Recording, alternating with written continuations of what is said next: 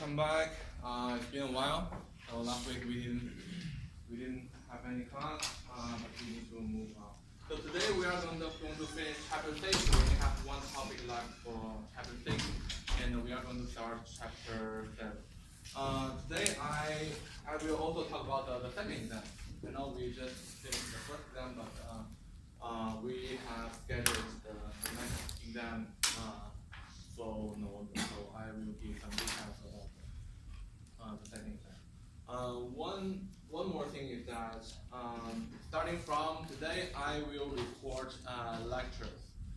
So after the class, if you have any, so if you didn't have a chance to take notes and so on and so forth, I will post the lecture videos on Facebook. So after class, you can review the lecture if you want. So let's briefly review what we covered last class. So last class we started to talk about some classic discrete random variables or probability models. So the first one we talk about is discrete uniform distribution or discrete uniform probability model. So that one is simple. So all the values are equally likely, and the values are discrete values. So that's the first one we learned. Then we learned something called Bernoulli trial. So there are three conditions or three requirements to make a trial to be a Bernoulli trial. So the first one is the event can only have two outcomes, only two possible outcomes. And one is called failure, the other one is called success. The success event or the outcome is the one we are interested in. It doesn't have to be a real life success, but that one is the one we are interested in. Right? The probability of success, we have a small p. For that, the p is used to denote the probability of success, and then q is used to denote the probability of failure. So the p plus q is equal to 1. And the last one is the trials have to be independent, just like tossing a coin. So all the trials are independent. So that's Bernoulli trial. So based on the Bernoulli trials, we learned two probability models. The first one is geometric model. So what is a geometric model or geometric random variable? We use this variable or probability model to calculate the probability that how many trials we need to do until we see the first success. So the keyword is first. So we will learn a lot of models. So given a description, given a question, how do I know which model I need to use? So for geometric model, the keyword is first. If you want to deal with the first success, then you are going to use the geometric model. So geometric model, there are two parameters we have to one parameter we have to use, that's the p. So that's the probability of success.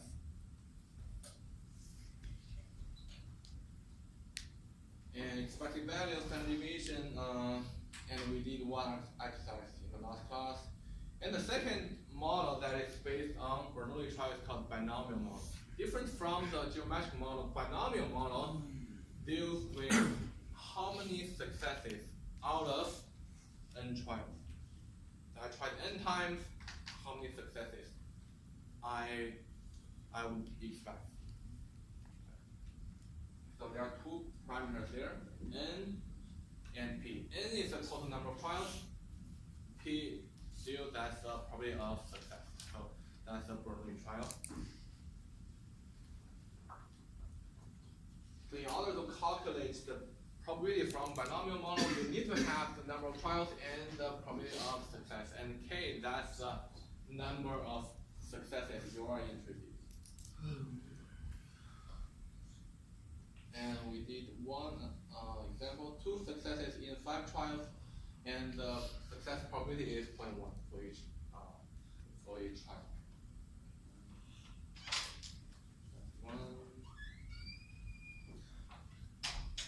So I'm not sure if we did this exercise. That's question number 10, but we can quickly go over this question. Question number 10. So by the way, the chapter 6 assignment will be due next month, not today. was this Monday, but we didn't have class last week, so the deadline for the chapter 6 assignment will be the next one.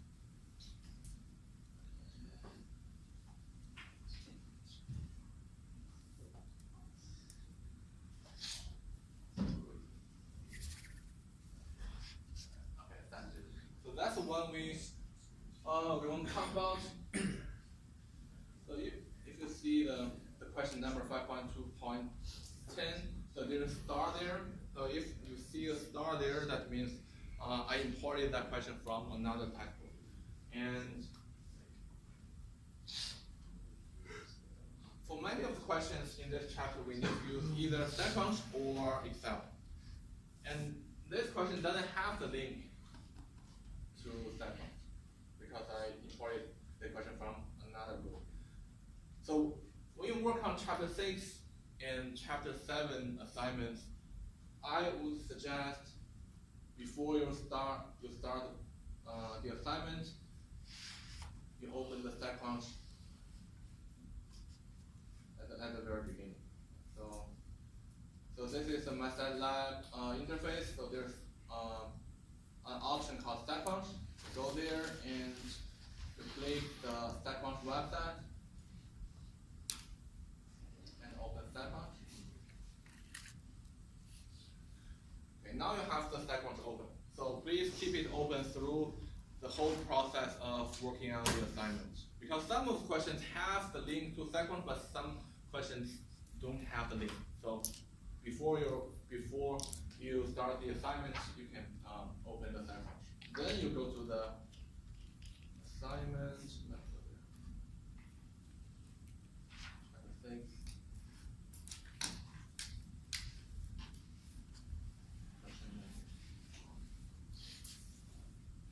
So it also applies to the second exam.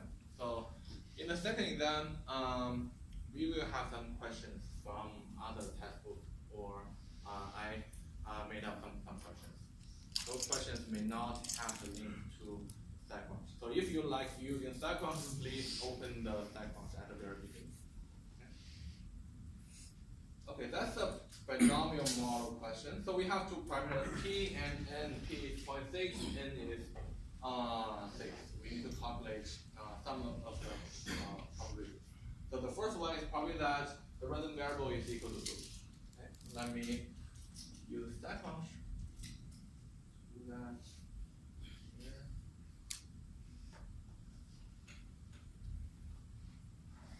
So in the StatFunc, let's click Stat calculator, because we are working on the binomial. So let's select the binomial. So that's the interface we have. And the number of trials, let's go back to the homework. So that's so n is equal to 6. So n is equal to 6. Let me update the number, and the p is 0.6.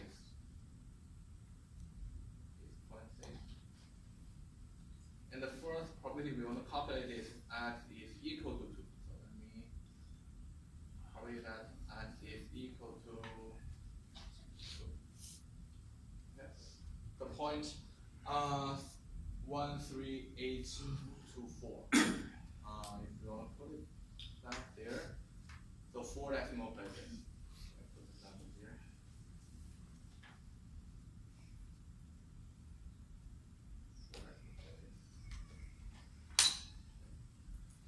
So for the rest of the questions, less than or equal to 1 and greater than 4. So if you work on the rest of the questions, you can change the sign. So we have different options, and you need to update the number of successes that you are interested in. Okay? So that's how we can use StatFunc to work on the binomial model. So for any question, so this question is straightforward because it tells us we need to use binomial probability model. But some questions will give you some description, and then you will need to find out do we use binomial model or geometric model. But once you know you are going to use binomial model, you can use this binomial function in the step function. Or so you can use, if you like using Excel, so here is the Excel function. Either way is fine. So any questions on this question? Using step function.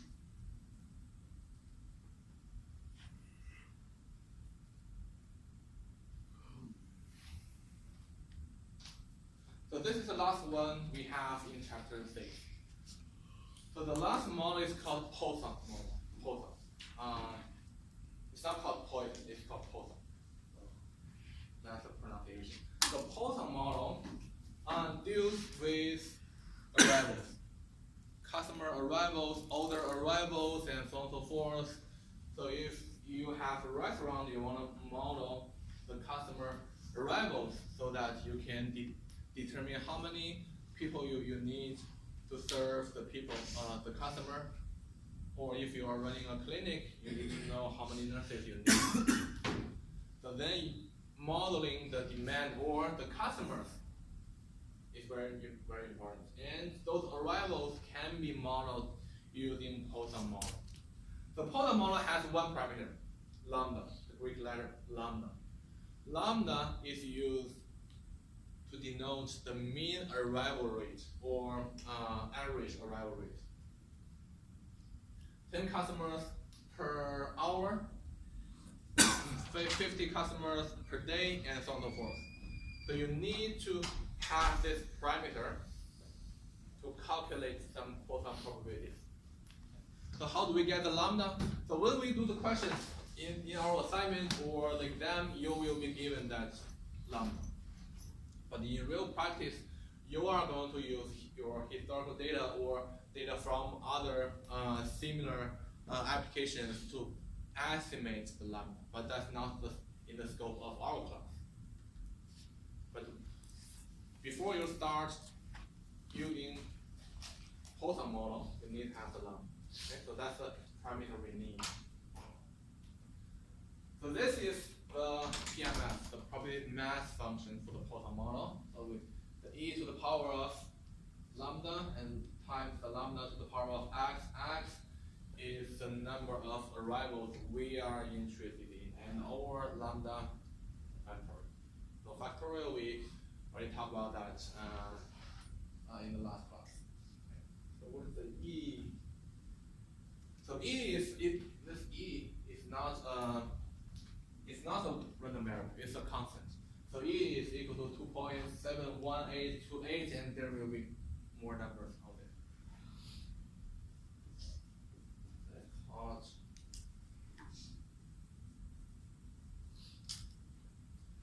So here I need your help. So how to pronounce this one?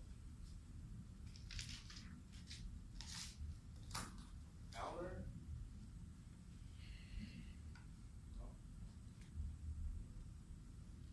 Come on, you guys are native speakers. E-U-L-E-R. So how do you guys pronounce it? Euler?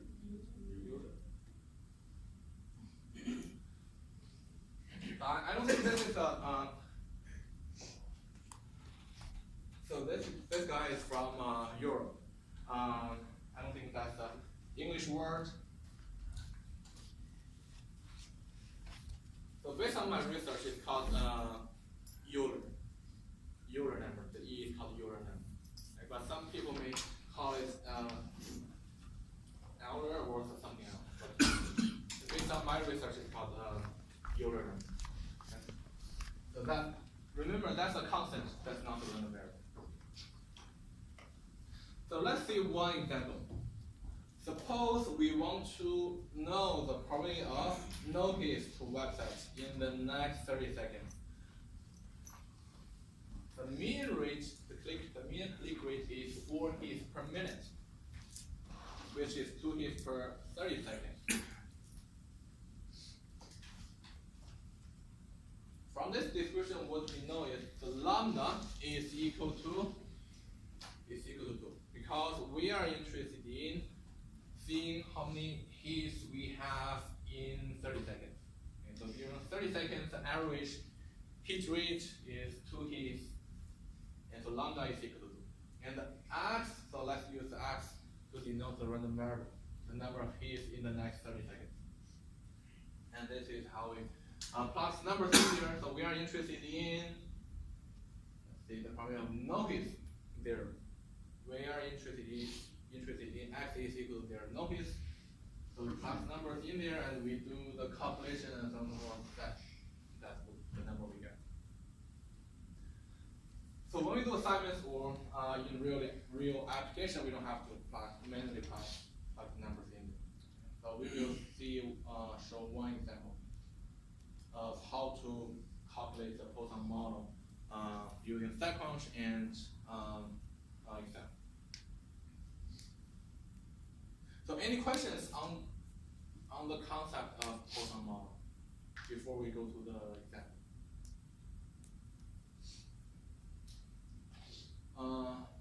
So two more things, expected value and standard deviation. You need to know where to find them if you need to use those two properties. And let's see one application. So question number 14.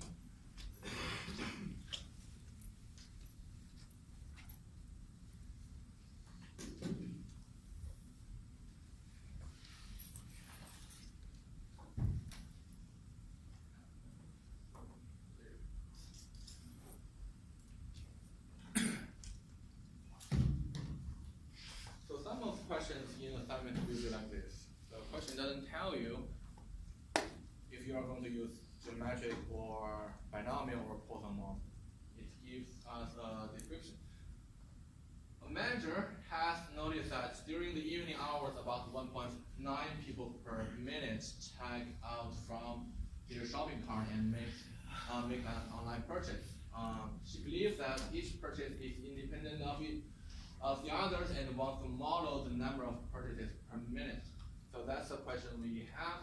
And the first question is, which model should we use? Geometric, uniform, binomial, and Poisson. So right now we have the question after discussing the Poisson model. So we know it should be about Poisson model. But when you do assignment work, exams, you need to decide you are going to use which model. So based on the description, we know that this question is talking about online purchases, online orders. Or in other words, we are trying to model the order arrivals. So when you talk about the customer's orders arrivals, those arrivals, you are going to use the Poisson model. Then the question is Poisson model.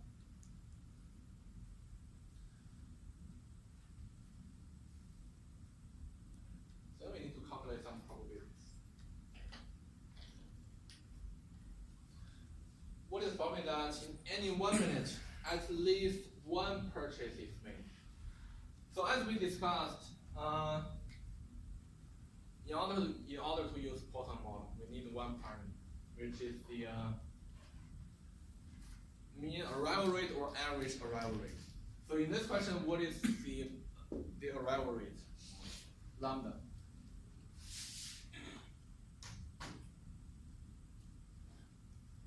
One 1.9. So that's the parameter we have. Then the question, in any 1 minute, at least one purchase is made. Then we need to figure out what probability we want to calculate.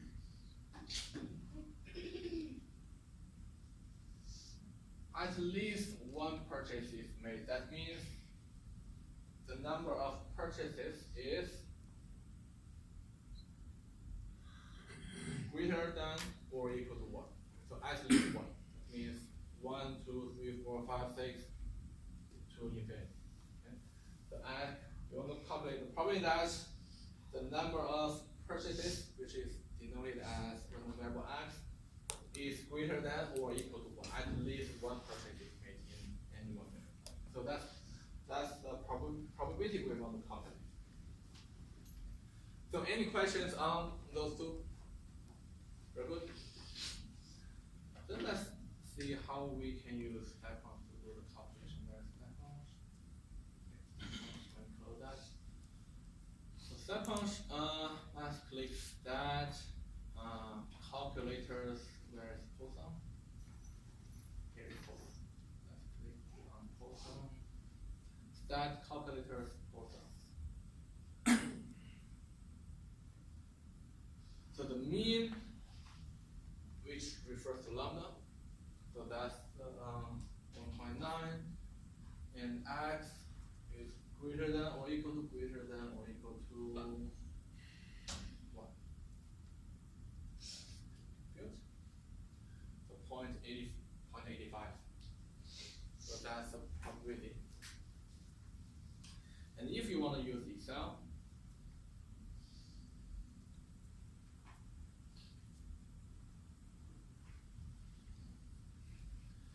so if you want to use Excel, it's a little bit tricky. So we do have Excel function, Poisson.dist. So it has 3 inputs. The first one is x. X is the one we are interested in, the one, and the mean. The second input is the mean, which is our arrival rate.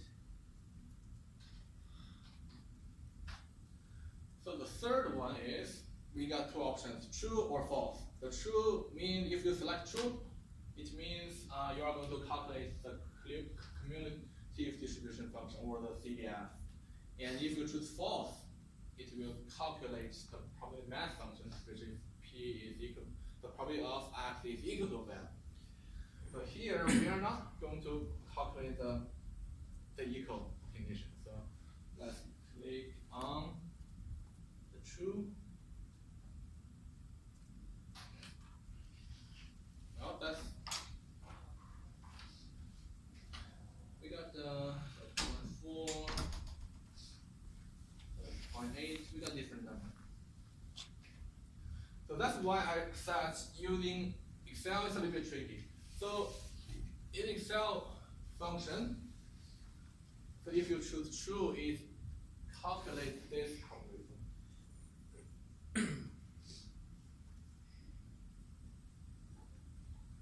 So this is the probability that we calculated there. So yeah.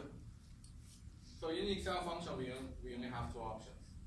You either calculate less than or equal to, or the probability that x is equal to a value.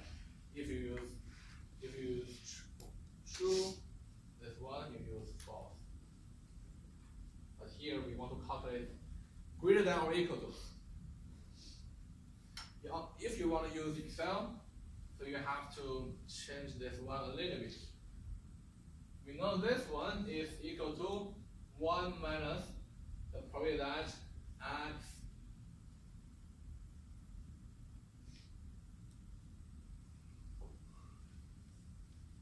is less than or equal to 0. Do you get away? So because this is the one we want to calculate, and we know the values of the random variable have to be discrete. 0, 1, 2, 3, 4, and so on and so forth. So if you want to use Excel function, you have to change this to this format: 1 minus x, the probability that x is less than or equal to 0. So that this is the complement of this one. Then instead of directly calculating the probability, we need to calculate that here. We need to calculate x is less than or equal to 0, which gives us Poisson and 0, and mean is 1.9 and 6.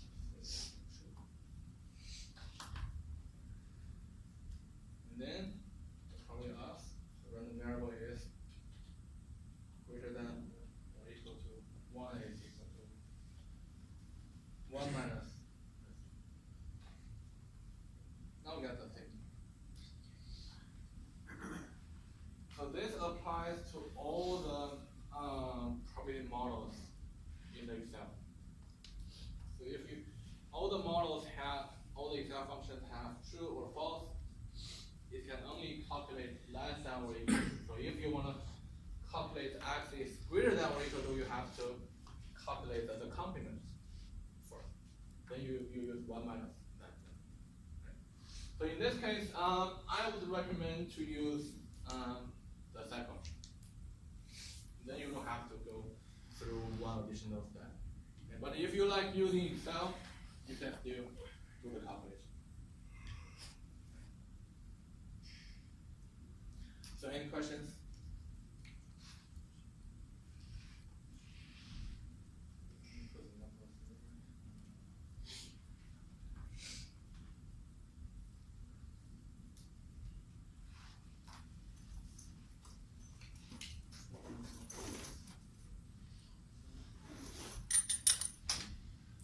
Okay, the next one is what's the probability that no one makes a purchase in the next 2 minutes?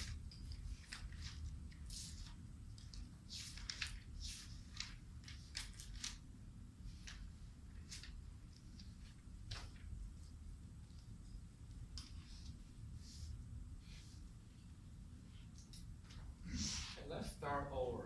So we need those two things. So lambda, the mean arrival rate.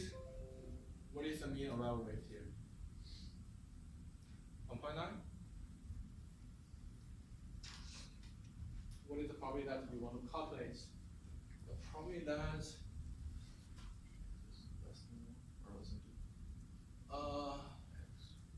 no one makes a purchase. No one makes a purchase here. So here we are modeling the older arrivals purchases.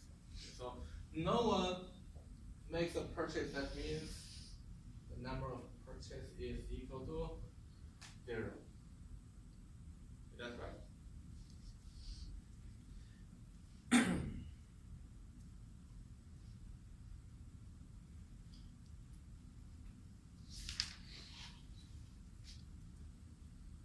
We know the probability that we want to calculate in those two questions are different. Is there any other difference?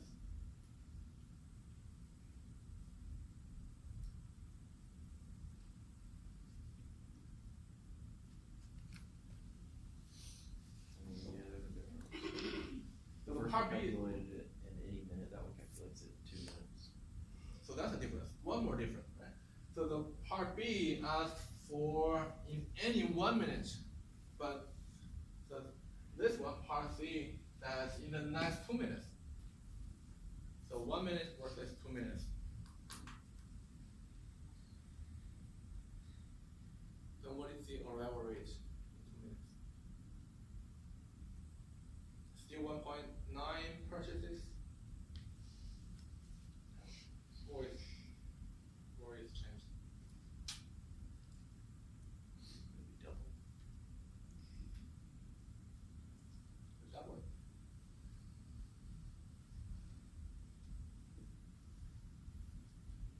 In part C, we are talking about 2 minutes. We know in 1 minute, there will be, on average, there will be 1.9 purchases or 1.9 orders arrival. But right now, we are talking about 2 minutes. So 2 minutes means the average arrival rate or the mean arrival rate is 3.8. So we need to double the number that we have. So that's one more difference. So whenever you work on the Poisson model, so the time frame is very important. Are we talking about 2 minutes or 3 minutes or a different time frame?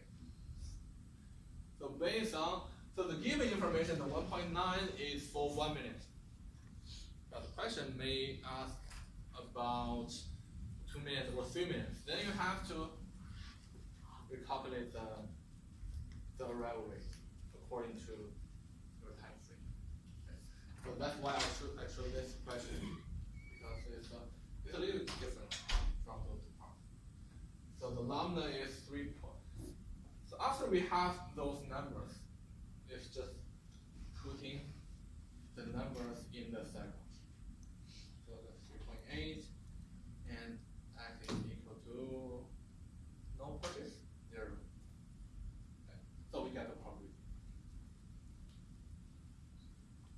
number in the my synapse, then that's it. The important one is we need to find the correct number. So any questions on part C?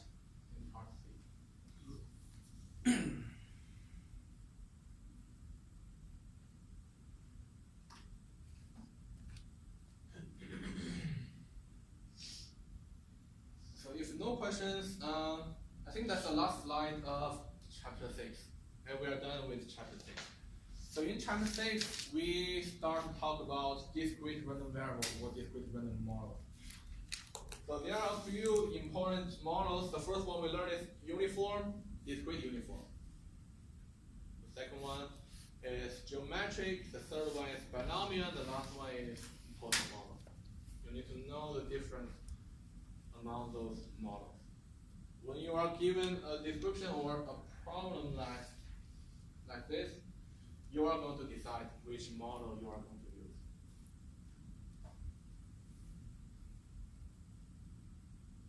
So any questions on chapter 6 before we go to the next chapter?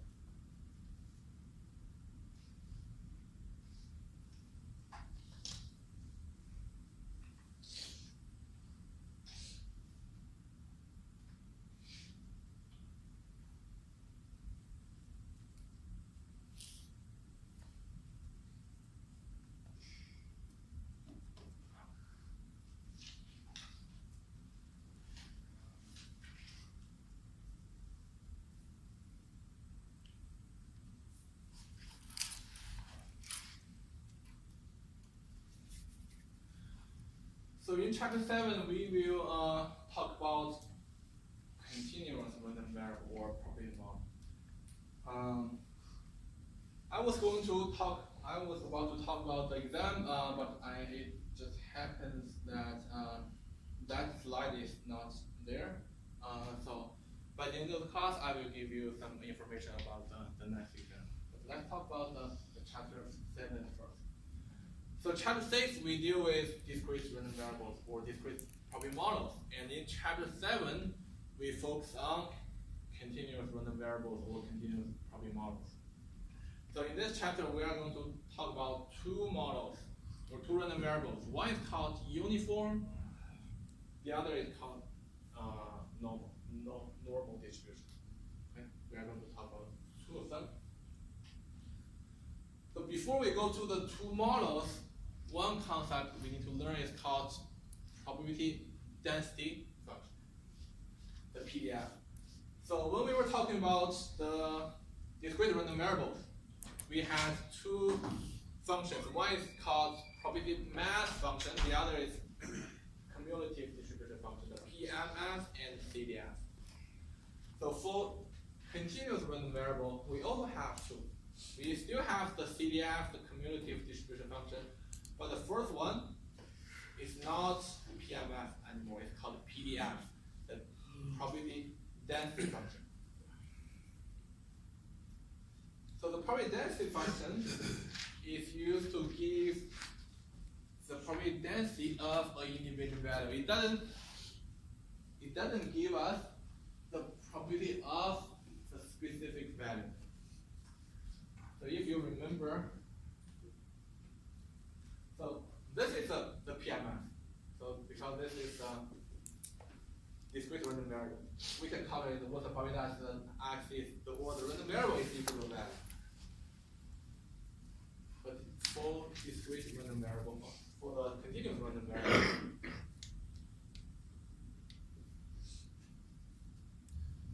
this one does not give us the probability of the random variable is equal to that. So let's look at the last sentence. So a continuous random variable, x, the probability that the random variable is equal to value is always equal to 0.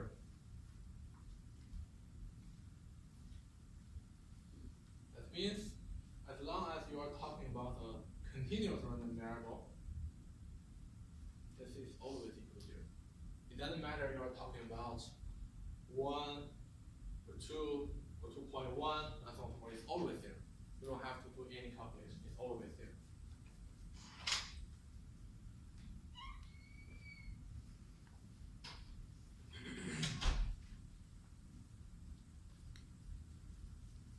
the special property of continuous random variable?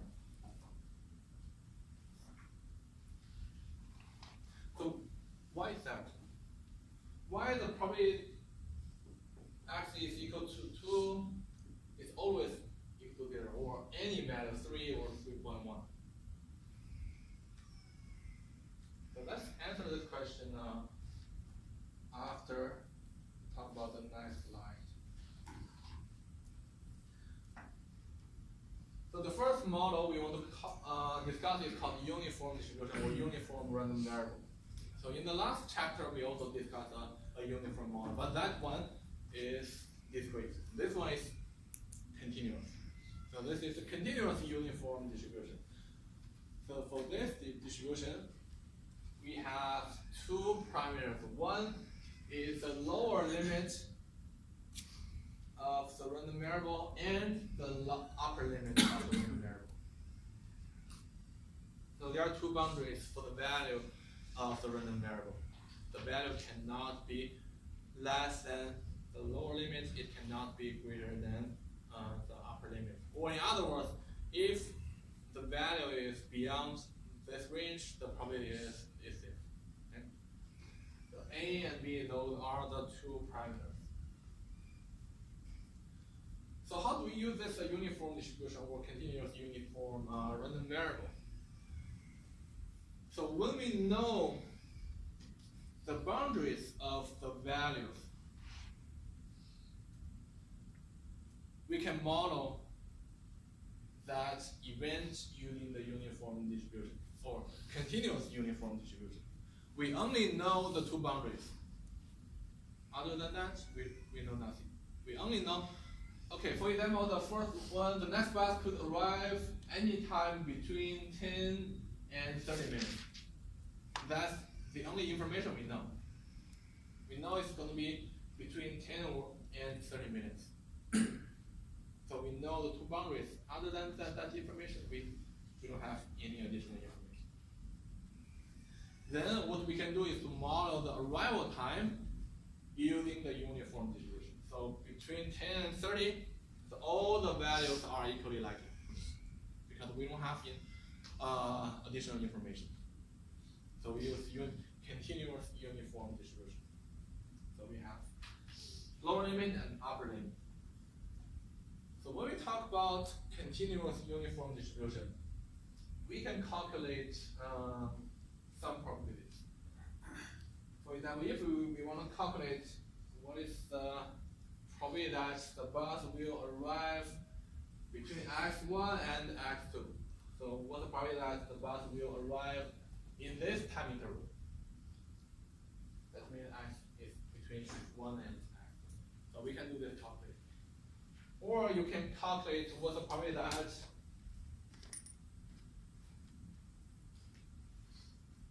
x is less than x1, or the probability that the x is greater than x2.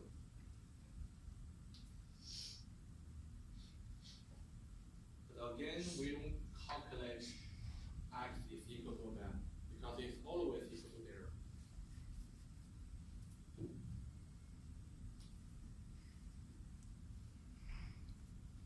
Then let's talk about why it's always equal to 0. Let's see, let's say, okay, x1. I want to calculate what's the probability that the random variable is equal to x1, or the bus will arrive at this time point. Y is always 0.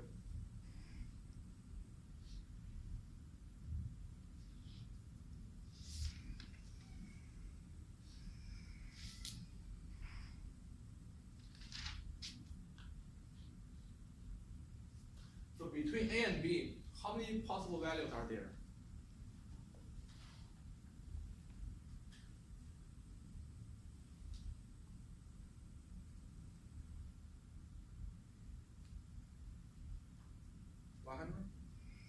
Or 200? So if we want to calculate this probability, okay. So this is the only outcome we are interested in. So this is the only outcome we are interested in. So based on the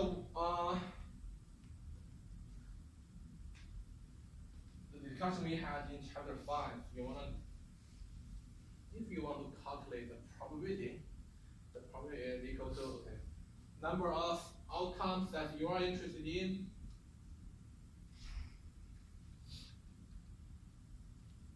and total number of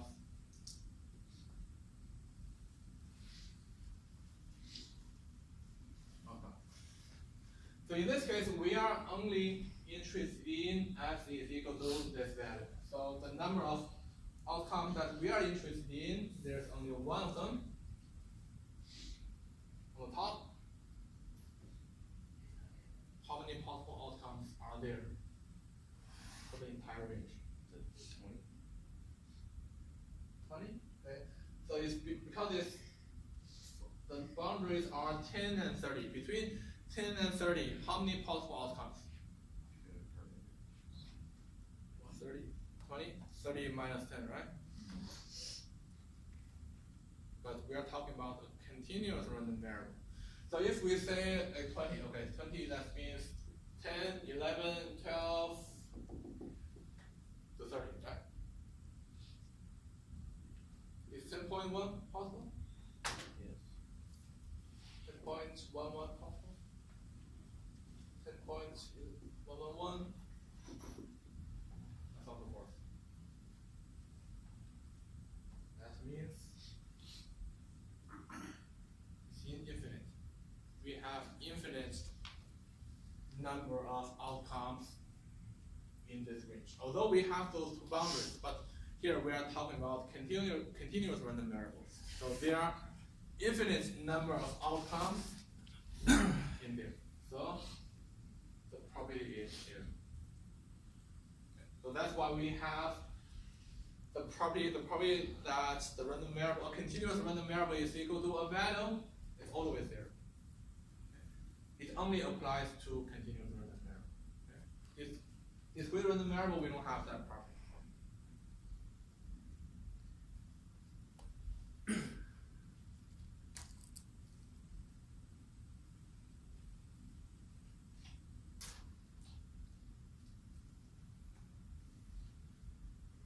So another application. So open long survey may take from 2 to 6 hours. So I get this data from the website.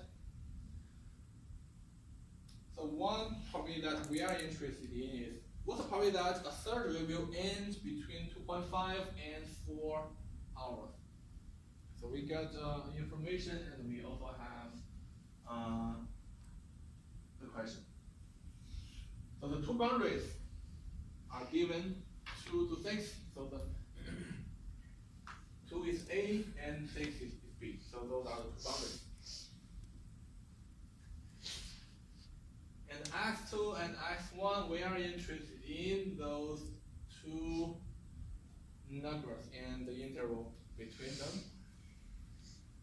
So here is the probability we want to calculate. So the probability that the end time is between 2.5 and 4. Then here's how we plot numbers in here. So 4 numbers, if we want to calculate the interval. So here is how we plot numbers in here. So the two boundaries of the distribution, B and A or A and B. So those numbers should be given to us. And the interval, so those are the numbers we are interested in. So if we manually do the calculation, this is how we do it. This is how we do it.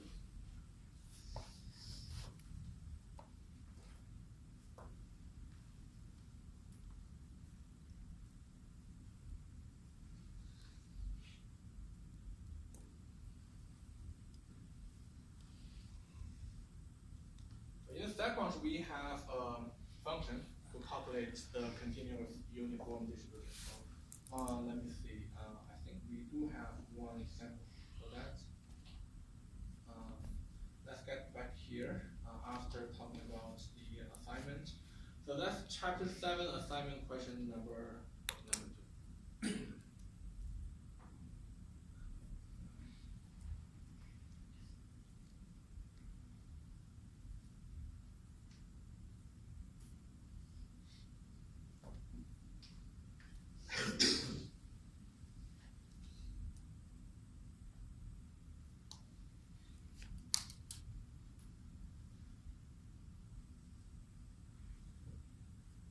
random number generator on calculators randomly generate a number between 0 and 1. The random variable x, or the number generated, follows a uniform probability distribution, or is a uniform random variable between 0 and 1. Then we need to choose the correct graph of the uniform density function. So one more thing about the continuous random variable and distribution is that the area under the curve or under the function has to be 1. The area under the curve has to be 1. So if we go back to the slide, so this line is the function or the probability curve. So the area under the curve has to be 1. It applies to all the continuous random variables. So if we go back to this question,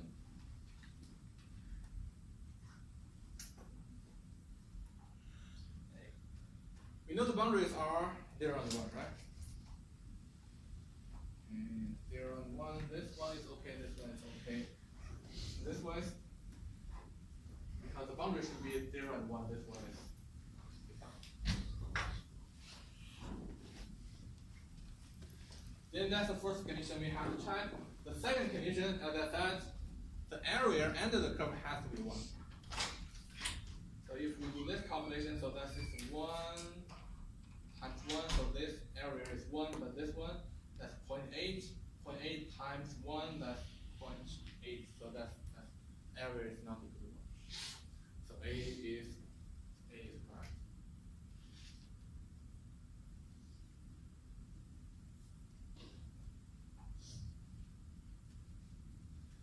So part B, what's the probability of generating a number between 0.18 and 0.54? Okay, question we are.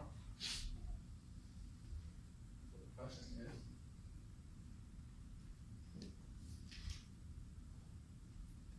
so what's the probability that the random variable is between 0.18 and 0.54? So here I use less than, greater than or equal to, and less than or equal to.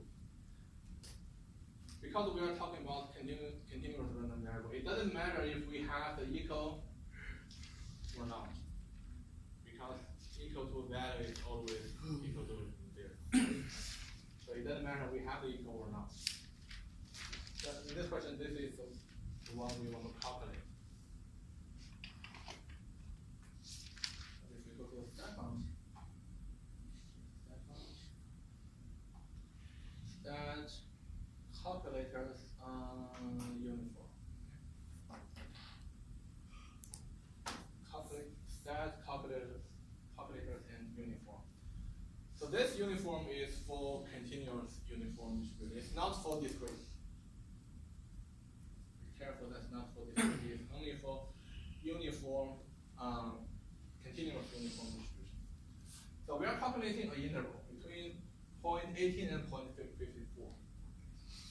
So on this calculator, we have two options: standard. Normally we use standard, and there's a function called between. If we click between, it will give us the interval option.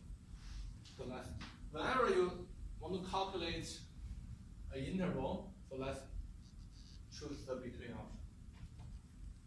So the lower limit, let's go back. So it's 0 and 1, right? So that's lower limit is 0 and the upper limit is 1. And the two numbers we are interested in, 0.18, 0.54. So the power is 0.36. 0.36.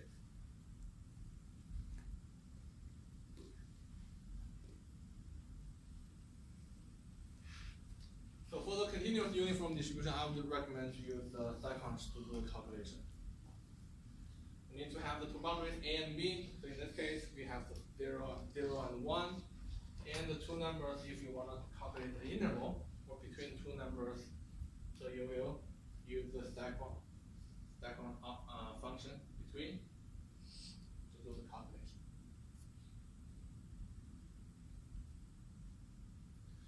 So any questions on using the stack on?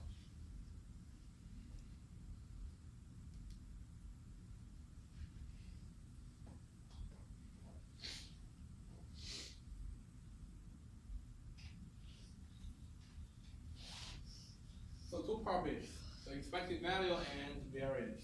Or if you want to use standard deviation, you can just take the square root. So again, those two properties are not required, but you need to know where to find them. So expected value and standard deviation or variance. For each of the probability models that we discussed, we have those properties. Expected value or the mean, and the variance or standard deviation.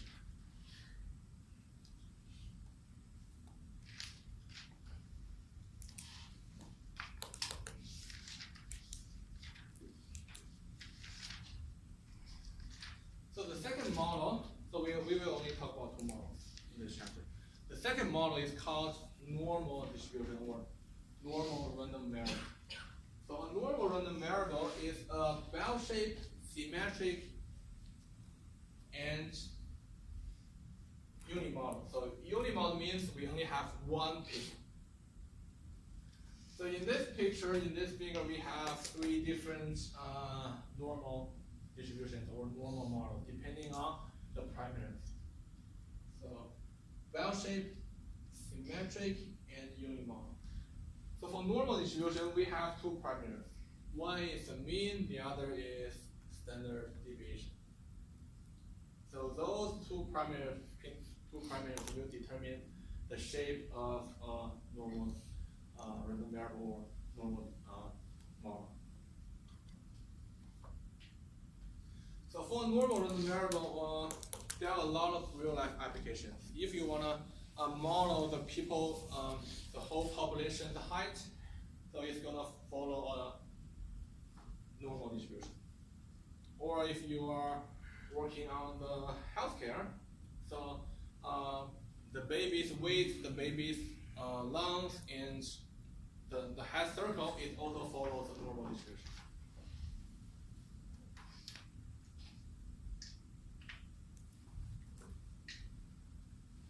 So for normal distribution, let's have one exercise. So the average income tax refund for 2009 tax year was 2760. Assume the refund per person follows a normal probability distribution with a standard deviation of 958. So the fourth question is, what's the probability that a randomly selected tax return refund will be more than 1900?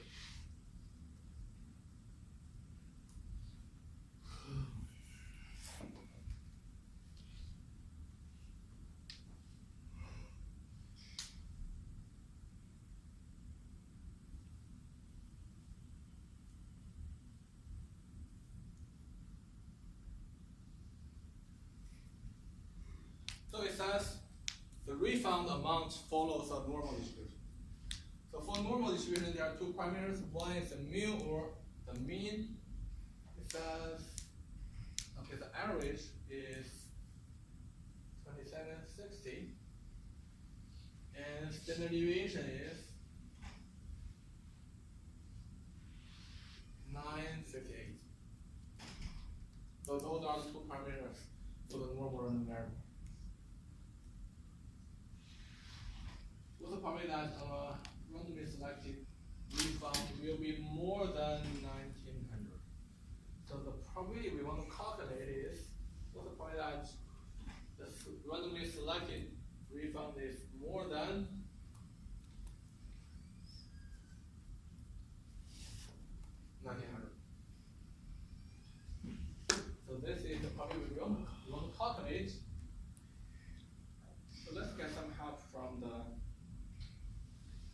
from the StatCrunch. And for normal distribution, there are a lot of tools online. So if you just Google normal distribution calculator or normal linear variable calculator, there are a bunch of online calculators.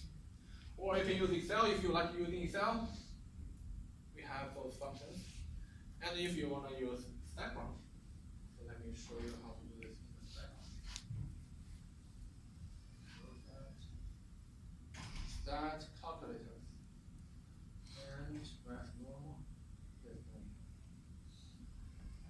Stat calculators and normal.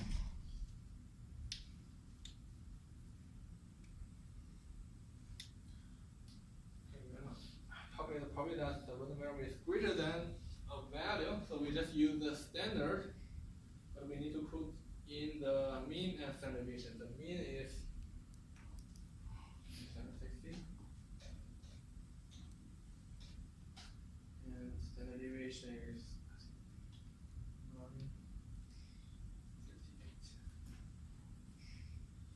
And then calculate as is greater than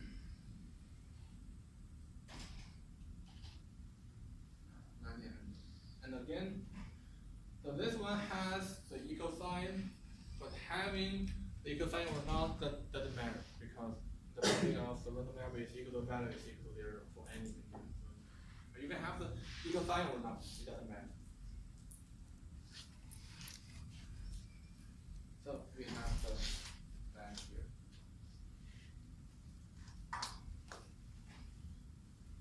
So in the StatCrunch, you need to find the mean and standard deviation. Then enter the probability that you want to calculate.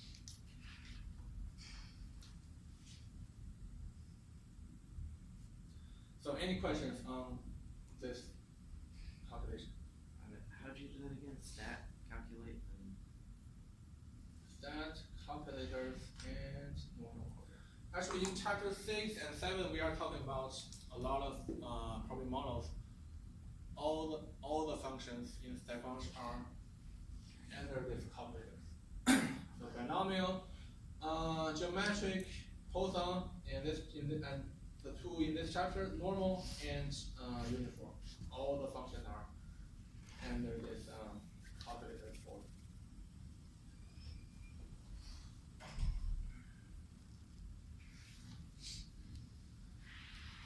The second one, what's the probability that a randomly selected refund will be between? So we are calculating between. So what's the probability that the random variable is between 1300 and 2700. So in the StatCrunch, so let's go to this between. So mean is, so we have to enter the mean. What's the mean? 760. Just 958. The lower limit is 700 and the upper limit is 77.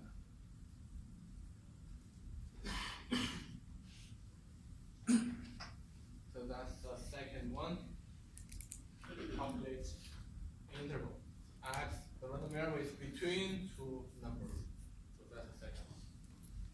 In the second one, we use this between option instead of the standard.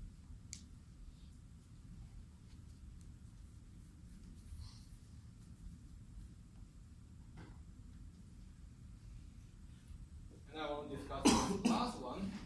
What refund amount represents the 35th percentile of the refund or return?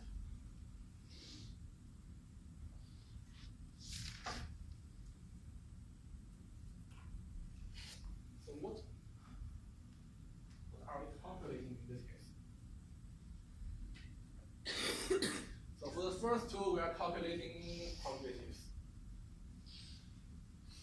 In the last question, we are calculating the number that represents a certain percentile, 35th percentile. What does that mean? are calculating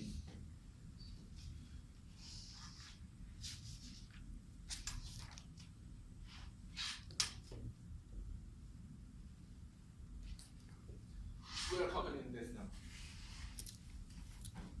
So this is a mathematical expression for the percentile. So that the number represents the 35th percentile. That means the random variable, the probability that the random variable is less than that value is equal to 0.35 or 35%. So that's the mathematical definition of percentile. Instead of calculating the probability, in this one we are given the probability. 35th percentile, that means 0.35. And we are going to get this number. Which number makes the 35th percentile? So 35th percentile means 35% of the data or the values will be below that, below this number. So that's the definition of percentile. So how do we calculate this one? So in Excel, we can use the norm dot I and V. So that function will give us the number. But in step function, it's a little bit tricky. So let's just go back to the standard. So mean, standard deviation, we don't have to change. But here, let's delete all the numbers here. So let's make the sign as less than or equal to. So it has to be less than or equal to because of the definition of the percentile. Then let's put the probability first. So let's enter the probability 35% or 0.35. Let's leave this blank.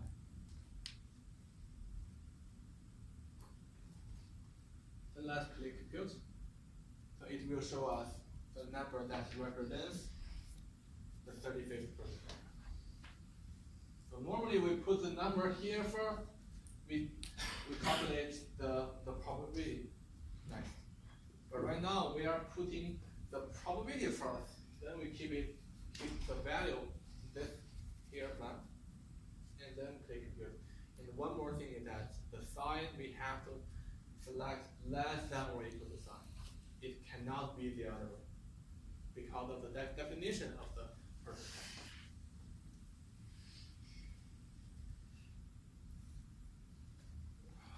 Again, 135. Then let's click compute.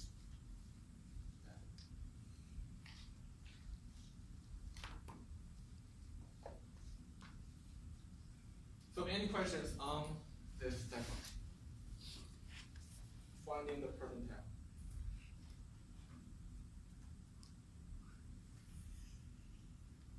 Let me do this in the Excel. I think that's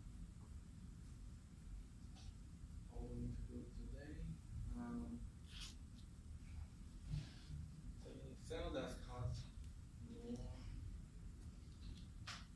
norm dot IMV. The probably is for it's going to be our 35th percentile. The mean is standard deviation.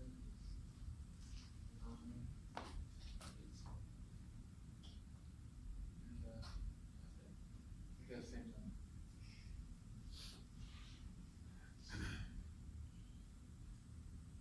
So you can use second or Excel. Either way is fine.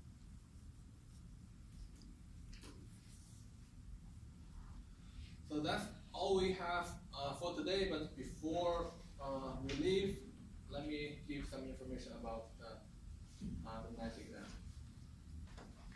So we will have the next exam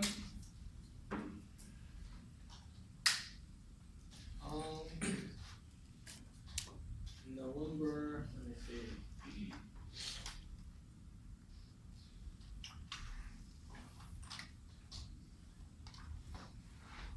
7th to 9th. So it's going to be Wednesday, Thursday, and Friday. There will be 3 days. So the format rest will be the same as the first exam.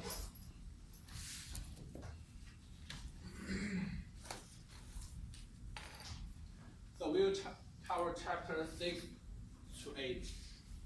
So we will cover 3 chapters.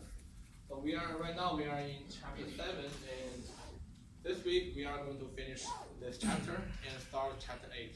Then we should be good for the exam.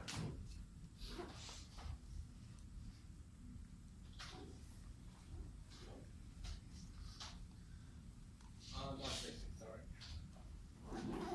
You will be given 90 minutes. 90 minutes for the whole exam.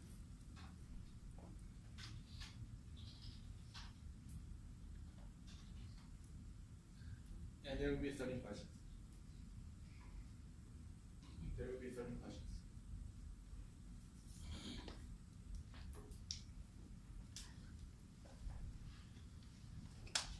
And if you log into your Math lab, you will see the practice is already scheduled. So I think it's next Monday. Yes, next Monday. So the practice will be available to you next Monday. So you can try multiple times for the practice. And the practice is not in your grade group. So it's, no matter you are making 100% or 0%, it doesn't affect your grade. So it's just a practice. Okay. So any questions regarding the exam? Okay, I think that's all we have for today, so we will meet again on Wednesday. So if you are late, please come here to sign